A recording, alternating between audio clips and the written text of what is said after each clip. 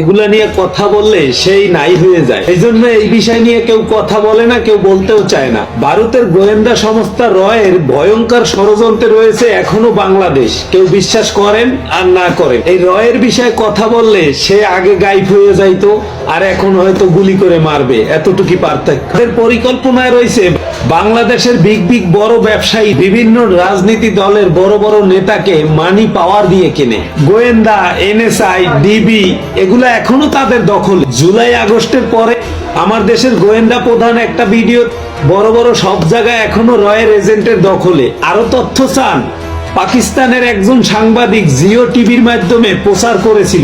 এই কথাগুলো আমাদের জুলাই যোদ্ধার ভিতর থেকেও কেউ বলবে না, কারণ এগুলা জীবনের ঝুঁকি, রিস্ক থাকে। ফরাজি লিটন এতিমের কথাগুলো যদি মিথ্যা হয়, আমার দেশের আইন শৃঙ্খলা বাহিনী, সেনাবাহিনী, এনএসআই, ডিবি, পুলিশ থেকে সবাই ঢালাই কালকেই বলুক যে তারেক রহমান স্যার আপনি দেশে আসেন, আমরা সমস্ত প্রোটোকল দিয়ে আপনাকে মায়ের কাছে দিয়ে আসব।